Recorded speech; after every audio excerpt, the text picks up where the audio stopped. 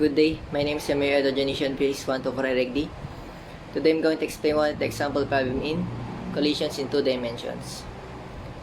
So our problem is, a girl tosses a 110-gram fruit toward a boy with a speed of 0.97 meters per second. A bigger fruit with a mass of 150 gram is tossed from the boy to the girl with a speed of 1.43 meters per second. The fruits collide, sending the heavier fruit off with a speed of 1.20 meters per second at an angle of 38 degrees. With respect to its original direction of motion, so calculate the final speed and direction of the lighter fruit, assuming an elastic collision. Provide the fruit's direction relative to its original direction of motion. So let's start. So hindi ko na sinulat ulit ang ating problem question kasi nga masyadong mahaba. So here's the example. So let's say ito yung fruit A with a velocity of 0.97 meters per second and fruit B with the velocity of 1.43 meters per second. Then after the collision, so ito yun, they separated. So here is the direction of fruit A. So napunta siya sa pataas. Fruit B naman after they collide, dito siya napunta. So fruit A has a angle theta, yun yung hinahanap, and fruit B has a velocity of 1.20 meters per second with an angle theta of 38 degree from the negative x-axis. So let's solve using the conservation of energy. So kinetic energy initial is equal to kinetic energy final. So and 1/2 mass A times BA velocity A square plus 1/2 mb times velocity B square equals 1/2 mass A times velocity A final square plus 1/2 mb times velocity B final square. So ayan. So solving for the final velocity of fruit A, we will use again this. So ito na nga. Ito ang una natin gagamitin ay ito. Ito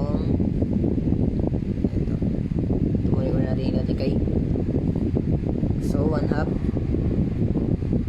MA times BA final square equals 1/2 mass A times BA square. So ito na yun.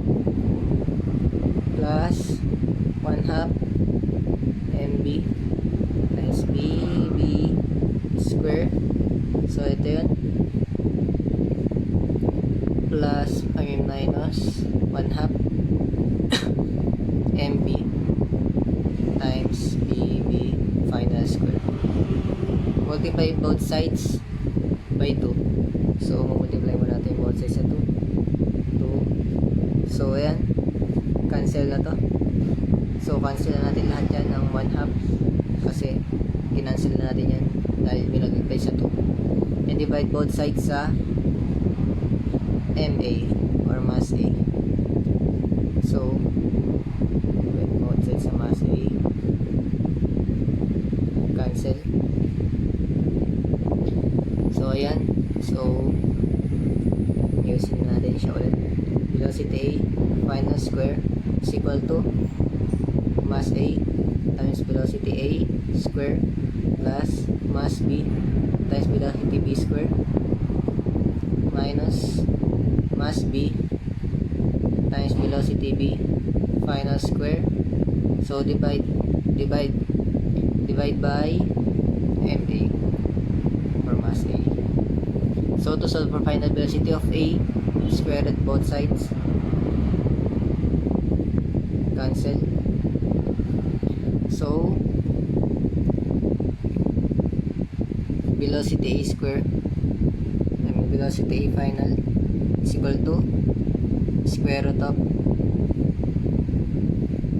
so ang ating mass A, which is yung mass A natin ay 110 grams.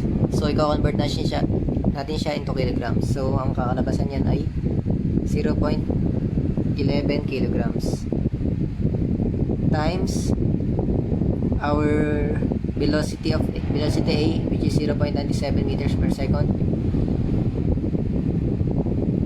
quantity square, plus our mass B, which is 150 grams. So, convert natin into kilogram. So, magiging siya 0.15 kilogram times 1.43 meters per second, quantity square, minus 0.15 ulit, 15 kilogram, times 1.2 meters per second.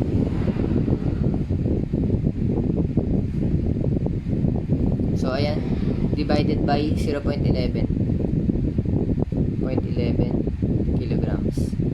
So, solving, ang makuha natin sagot ay, so, dito na natin. So, basa pala eraser ko. Kaya, nahihirapan akong burahin. So, kinalculate, susulat na lang ulit natin. So, velocity A final is equal to square root of, so, square root of, so, basa pa nga. So, yun nga, ito na kinalabasan ng sinod natin. Velocity A final is equal to 1.33 meters per second. So, ito yung nakuha natin sagot sa ating unang sinolve. Ayan. So, solving for the direction of root A after the collision. So, we will use the conservation of momentum at Y component.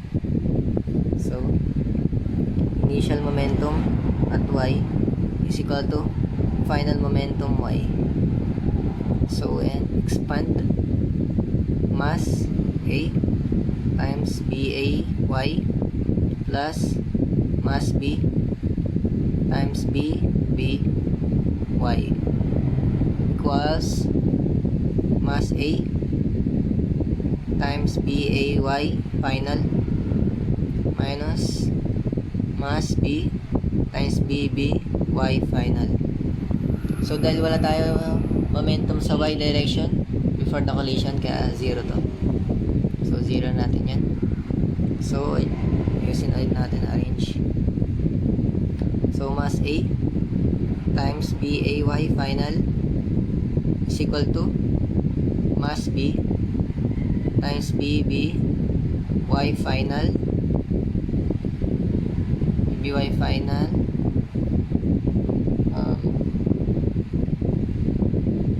plus mass A times BA final sin theta equals mass B times BB final sin 38 degree. Since ito hinahanap, itong sin theta, so divide both sides sa mass A times BA final.